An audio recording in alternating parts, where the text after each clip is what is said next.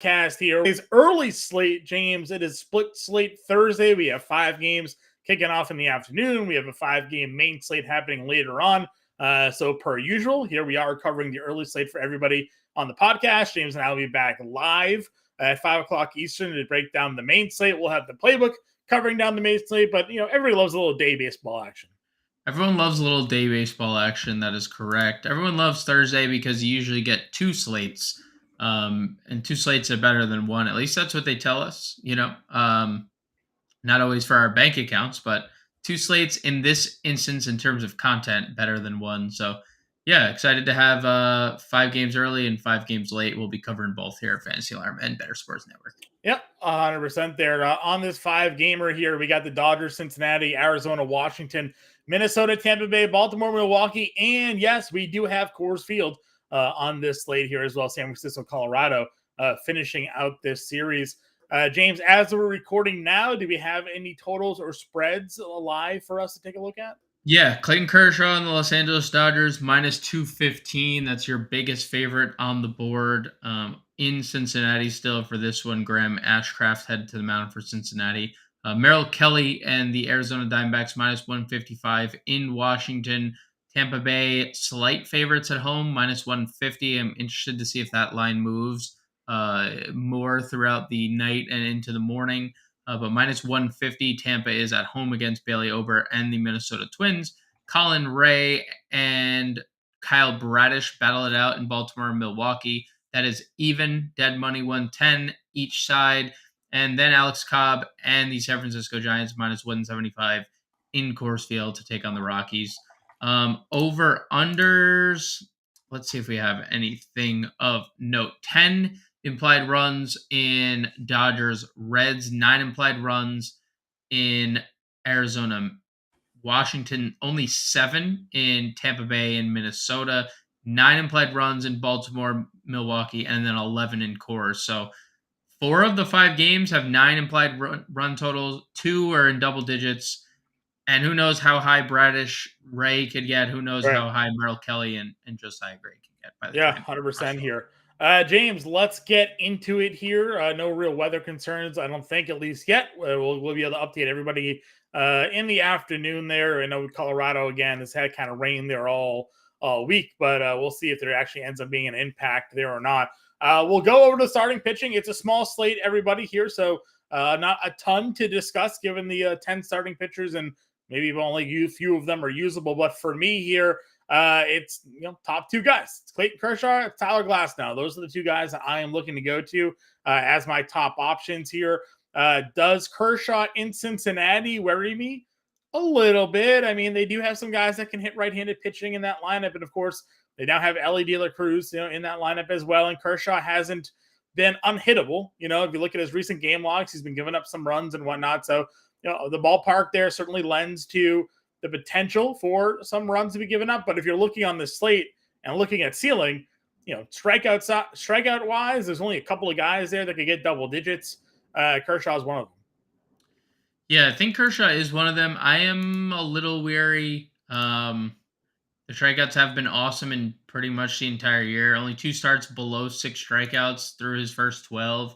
He has looked, like a Cy Young candidate in the NL. It's obviously a scary ballpark. I prefer Tyler Glasnow's matchup. I also like that, we've now seen 83 and 88 pitches in back-to-back starts for Glasnow, his first 2 of the year. Now, will he break down at some point? That remains to be seen. It has happened pretty much every year of his career. But right now, he is healthy. And you know what? The 2 starts that he made, Dodgers and Red Sox, not exactly the easiest 2 matchups. Minnesota, very banged up. Byron Buxton to the IL. Kirilloff's been in and out of the lineup lately. Royce Lewis been in and out of the lineup lately. I know both are likely to play here, but still, it's kind of a depressed Minnesota lineup. And so I like Glasnow. I also like what Merrill Kelly's been doing. I think this is insane, and I don't think people are really paying much attention to Merrill Kelly, but 2.8 ERA, 77 strikeouts and 70 and 2/3 innings. And his last handful of starts, 8 strikeouts, 10 strikeouts, 4, 9, 6, and 10 in that second 10 strikeout game, because he's had 2 in his last 6. came against Washington, a team who doesn't really strike out. A lot of wins lately. 6 of his last 7 starts, he's notched a win. Like, maybe Merrill Kelly's just a very good pitcher that doesn't get a lot of respect on his name. And I understand Washington has been good against right-handed pitching. I am aware of it. Um, they didn't have a problem with him last time, and he really hasn't had a problem with, you know, this isn't like not the hardest stretch, but his last 2 wins came against Atlanta, where he only allowed 2 earned over 7 innings, and Boston's 1 earned over 6 and a third, 10 strikeouts, like 2 of the better offenses in baseball. So shout out to Merrill Kelly, who's having himself a hell of a year right now. Yeah, the 9.81 K per 9 is the highest of his career. Walks also the highest of his career, 3.5 walks per 9. But basically showing that last year that it wasn't really a fluke. He finished the year with a 3.37 ERA. It's at 2.8. His underlying numbers sure a little bit elevated, but not like grossly. 2.8 ERA, 3.67 FIP, 3.6 xFIP. So sure, maybe slight regression, but nothing that's going to blow you up on a lineup. I like those 2 guys. When it comes to my value on this one, again, I we don't often do it, but I go to course here. Alex Cobb going up against Colorado. I just don't think much of this Rockies offense here. So course be damned. I'm throwing guys against the Rockies. Alex Cobb's at $7,500.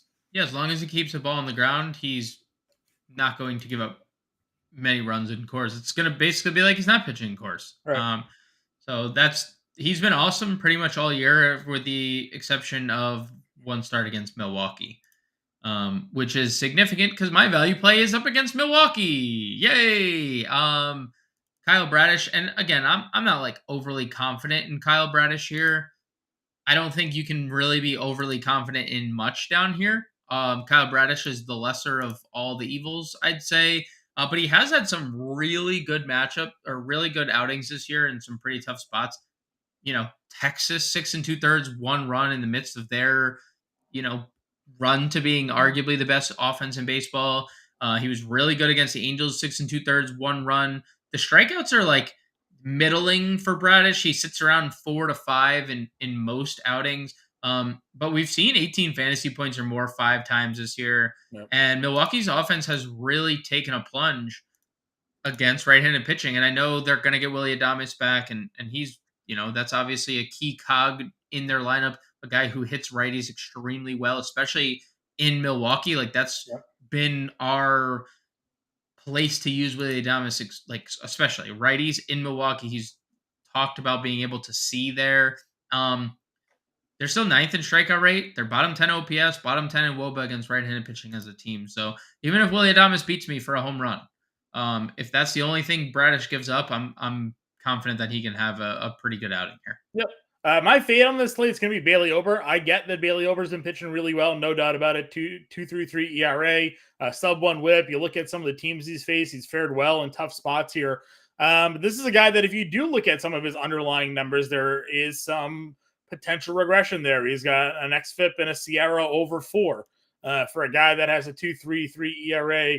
His strikeout numbers are really nothing to write home about. They're kind of middling here. So Tampa Bay, one of the best offenses in baseball all season long. It doesn't really matter who they're up against. They're just a tough out. So I'm not going to be throwing Bailey Ober on this slate against the Rays. He is also my fade. And in our seasonal fantasy league, I had the option to play Louis Varland on Tuesday, John. And I said, no, I'm not going to play Louis Varland against the Rays. And that was the correct decision. And I just feel like this could be another situation, daily or seasonal. Like, you don't need to play these guys against the Rays. Like, the Rays are an annoying offense, drive up pitch counts, and now they're hitting for power. And now they're hitting for power. And if Ober gets into any issues, he's thrown less than 80 pitches in 2 of his last 3 starts. This could be a very short outing for him. Yeah. On the season against right-handed pitching, Tampa Bay is number 1 in the league in WOBA. They are number 2 in ISO. That's really all you need to know there. Now do lefties. They're also number 1 in all the categories. Right. It doesn't matter. Left field, they just mash. Right. So, they're just a tough team to go up against. So I'm out on Bailey Ober here today. We're going to break down the infield position now here, James. So talk to me when we're coming about our top infielders for our lineups tonight. Where are we going? So I'm going to head to cores. We've talked about this a lot, that Thairo Shada has been specifically good against right-handed pitching. Now he's been good against everybody. But he gets matched up against Chase Anderson, who will regress one day, right? Like one day. One would assume him and Kyle Freeland One can't day. be pitching well, every time they're out there in Dude, courts. he is not missing bats. He is like, the home runs are starting to creep in for Chase Anderson. We saw 2 in his last start, 1 in the start prior. He hadn't allowed a home run in his first 4 outings Got of a the year. 96.5% strand rate. Like that. It's impossible. Can't exist. Impossible. And Thairo Shada is going to be scoring a lot of runs here. I think he is one of the best, if not one of the best, like the best spend up on the day, because he has power. Now it's not like 30 home run power, but he can hit 20 home runs in a year. He has 21 extra base hits on the year, 13 stolen bases while hitting 300. And he hits righties extremely well. So Thairo Shada is my top option. I'm sticking right in this same spot because, again, the regression is coming for Chase Anderson in a big way. I don't care that he keeps skating by. Again, 2 home runs in his last game. Both were solo shots, which, is unfortunate because you mentioned the 96% strand rate. Well, JD Davis is going to deposit one here. He has been excellent against right-handed pitching. 7 home runs, 27 ribbies, 288 average, 377 WOBA against right-handed pitching for JD Davis. I know we don't typically think of him as a guy who is $4,900, but over his last 10, 351, 1,000 OPS, and now he gets cores. I love JD Davis and I love Thairo Shada. And my third top infielder, I'm actually going to go to the catcher position. I know that's kind of a different approach, but Adley Rutschman gets Colin Ray. We know Rutschman has been significantly better from the left side in terms of power throughout the beginning stages of his career. And Colin Ray, the regression has started to hit him. Lefties are killing this guy. 860 OPS allowed, 370 WOBA, and Rutschman 278 average. 7 of his 8 home runs have come against righties. 367 WOBA for Rutschman. So Rutschman's my third spend up.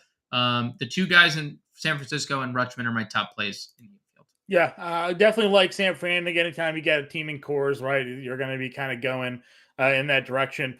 For me, I'm just kind of lumping it together. I'll cheat a little bit. I'm just going the Dodgers infield here against Will Smith at catcher, Freddie Freeman at first base, Max Muncy third base, Mookie Betts at second base eligibility.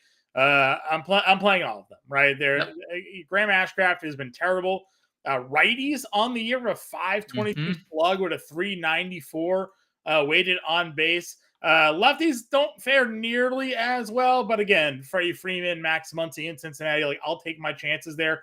You still got a 414 slug there against them. He's still allowed 3 home runs already on the year against left-handed hitters. So the righties are doing the damage. So Mookie at second, Will Smith at catcher are the core Dodgers infielders there for me today when it comes to top plays. And then I was with you. Estrada for sure at second base as well. If you're not using Mookie there, just in a lock and load play for today. For me, when it comes to value, of course, we go back down to Ali De La Awesome, who today for this slate also now has third base eligibility. How about that? Amazing. Yep. Third in shortstop eligibility here. Now he's going up against Clayton Kershaw. Maybe that keeps some rostership down on him, but the kid is electric. So, and as I mentioned, Kershaw hasn't been unhittable, right? He's not the Cy Young sub-2 Kershaw that we saw in his prime days, So I'll give Elliott an opportunity here for some value. I think Gunnar Henderson, if he's in the lineup, has some appeal to me as well. Going up against Colin Ray, he's been hitting the ball pretty well lately. I know he's missed some time, but if he's back, I do like that from Gunnar Henderson.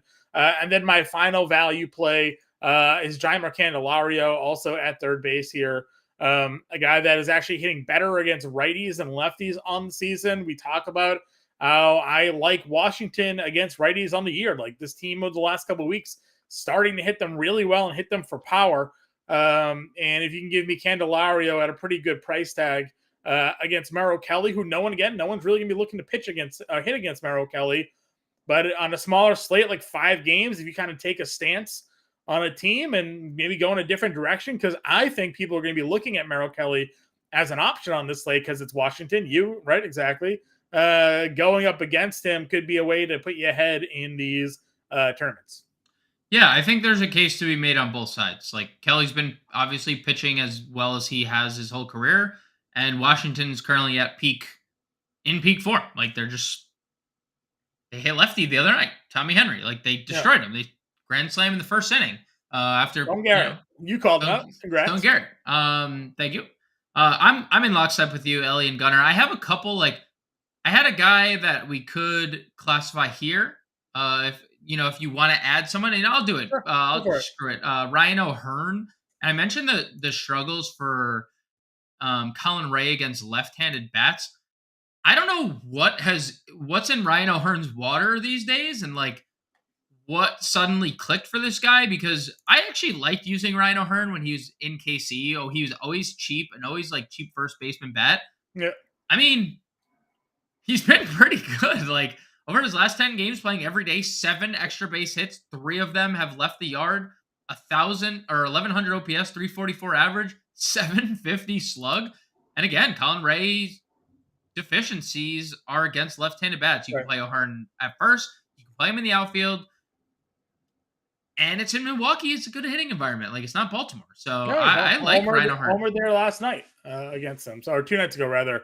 As everybody's watching this here on Thursday, homered on Tuesday in Milwaukee. So yeah, listen, I like that call a lot. Good price tag, spend down, and maybe a spot that not many people look to get to here. Any other values for you? No, let's head on to our fades. All right. Fades for me here. I like Tampa, but I don't know if I'm spending up for Wander on this. It's going to feel odd to play Tampa without Wander, but he's $5,800. And I think that there's some value plays on this slate at shortstop that we could get to. Ellie obviously stands out there where kind of help you spend around and get the other Rays in your lineup if you want to go in that direction. So I know the stolen base upside's there, but against lefties is the Wander split side that we like. From the left side of the plate, he doesn't really do too much power-wise. So I'm fading Wander Franco here, even though I do like Tampa Bay. Yeah, I don't dislike that call. It's obviously, like you said, it's hard to just play a team with their best player or without their best player, So I'm also fading Bailey Ober. So I don't know, I'm indifferent about the Wander fade, because we're both in agreement that we're fading Ober. I know what you're saying, that there's better pricing, and we're gonna want to obviously pay up for the Dodgers and Coors and stuff, and they're expensive. So I can the merit there is definitely that. I'm not gonna play Rowdy Tellez. He has been horrible. Maybe getting Willy Adames hitting in front of him will soften things a little bit for him. But he's 6 for his last 37. He's striking out a whole bunch. He's hitting for no power whatsoever. I cannot believe he has a triple on his resume this year. That seems impossible. But I guess Kevin Garnett told us anything is possible. Anything is possible, yeah. So I'm going to be fading Rowdy Tellez. And lefties have actually had much worse of a time against Cobb Radish. It's been righties that have had more of the success, which, maybe it does lead you to Willy Adames a little bit more. But I'm not going to take part in any Rowdy Tellez. All right. Let's move on to the outfield position here. Tell me about your top outfielders for the day. I mean, it's just impossible not to just mention Mookie Betts or JD Martinez or both or all of the above. And JD Martinez hits a home run every night against right-handed pitching. If there's right-handed pitcher on the mound, he's going to homer. And it's just, we have to accept that fact at this point. I don't know what else to say. Yeah. And Mookie Betts has arguably been as good. Not in terms of power, but he's been super productive lately. He has had, I'll say, Martinez has been better lately. Mookie Betts has had a higher ceiling because he had back-to-back 2 home run games, where he flashed. He also stole a base in one of those games, 43 fantasy points. Imagine getting that in your lineup. It's on a 5-game slate. On a 5-game slate. Now, I think Dodgers are going to be pretty popular on it, especially on a 5-game slate. Correct. So almost you may be forced into playing some Dodgers here just to get your lineup fill. Any other top outfielders for you? Nothing in terms of price, I think we all can agree that, I'm going to Yeah, steal I your. like Corbin Carroll tonight Yeah. as the other Okay. top price guy here. Has some power, obviously, has the stolen base potential. I know Josiah Gray is not giving up home runs anymore this year, like not at the rate he was last year. But still, Corbin Carroll's an elite guy there. He walks a lot of guys, and Yeah. Corbin Carroll has a lot of speed. Yes, agreed with you there. And then the Giants outfielders got a bump. Yes. Some of them are still cheaper, but Conforto's at 46, Peterson's at 45, Yastrzemski's 43. So not necessarily the value that they were on the larger slates we've seen the last two nights, but all of them will be in play here. Again, I'm sure we're both in agreement there. Yeah, I think the pricing is interesting. I think the lineup was interesting too. You saw Conforto in the middle of it. Yastrzemski down hitting 7th, so even behind Haniger, Yeah. maybe Yastrzemski's probably last of that Haniger's grouping. the If he's gonna cheapest hit of the group 7th. at 41. Yep. So if Yastrzemski's hitting 7th again, he's probably the least likely I'd get to, because 4,300 for a 7 hitter. Yeah, we didn't talk about Lamonte Wade, but he's also just thrown into the lump there. He's not outfield eligible. He's infield. $4,800. I know it's super expensive now. That's the pricing was the reason we didn't really bring him up, but Right. he's been on fire as well. So the Sure. Giants again are going to be a pretty strong play here. Other value guys that I've been kind of taking a peek at here, Jake McCarthy, we still down there, pairing up with Corbin Carroll. That's fine. And then Austin Hayes. I mean, we talked about it. Like he's just been a guy that's hit righties a little bit better on the year. So I don't mind Austin Hayes there as some value in the outfield. Yeah, 319, 36 average, 366 WOBA for Hayes against righties. Yeah. I'm going to stick with that same team, John. And I hate to do this to my fellow Yankees brethren, but how about some Aaron Hicks ? I mean, he's kind of been good, and we've talked about it a couple times. Like, he's hitting in the middle of this order, which is scary, obviously, because he hasn't hit in a year and a half. But Eddie's been like leading into this stretch. He had always been a decent power bat from the left side, but he always hit better from the right side of the plate. Mm-hmm. But Colin Ray doesn't get lefties out. Hicks has hits in 4 of his last 5 games since arriving in Baltimore. He's playing every day. He's been on base in all 5 straight games. Like, I don't know, John. I like it. I don't know. Yeah, I like it. And then my last value play is going to be Luke Raley. Okay. Again, that guy hits nothing but extra base hits, right? So if you're not a believer in Bailey Ober, kind of like where I'm at here, he's got 9 homers on the year against right-handed pitching, a 397 WOBA, a 317 ISO against right-handed pitching this year. So Luke Raley as well in the value tier. Who's your outfield fade for today? I'm going to stick with the Brewers theme on today's program and go with Christian Yelich. I know he's been a little better, especially in the stolen base category, but Kyle Bradish has just shut down left-handed bats this year. They have a 700 OPS and a 312 WOBA against him. They're not doing much. So I'm gonna go fading Yelich, fading Rowdy Tellez in the infield. So I'm sticking with the Brewers fade theme. I'm going to go with a team fade here, and that's the Rockies outfielders. I like Alex Cobb here today. I know, again, traditionally you got Coors and you want to play Coors here, but like I just don't want anything to do with Blackman at his price and just, Grichuk and Profar, Doyle, like those guys for me, I'm just going to be out on them for this particular slate. Sometimes you got to make some stands here, and I'm going to go anti-Colorado in Coors on this one. I respect it. Let's go about and go to our top calls of the night. Our Grande's Gems Impemba imprints here, James. Why don't you give me the Grande Gems plays of the day? So my gems are going to be, my home run call is JD Davis, as I alluded to earlier. I think he's in for a big night, including the entire Giants team, because they are my top stack of the night as well. So top stack is going to be JD Davis. Our top home run, my home run call, JD Davis. Top stack, the Giants. My contrarian stack, I think this has been pretty much portrayed this entire program as well. I'm going to go with the Baltimore Orioles against Colin Ray. They have a lot of lefties that they could throw at them. I'll go with the Orioles as my contrarian stack. My star of the night is going to be Thairo Estrada, who, both you and I profiled as one of our top plays at each position. Mm-hmm. or in the infield spot, and really I think on the entire slate. So Thairo Estrada is my star of the night, and my value play of the night is going to be Ryan O'Hearn. I just mentioned. I love the fact that you could play him in the infield or the outfield, first base or outfield eligible. Is an elite combination. So I will go with Ryan O'Hearn as my value play. I like it. For me, my home run call is going to be Mookie Betts. We're going to go there tonight, leading off for the Dodgers. I think Mookie is also going to be the star of the night, just kind of keeping it going, good with that run there. Top stack will be the Dodgers here. I also like the Rays as a contrarian stack.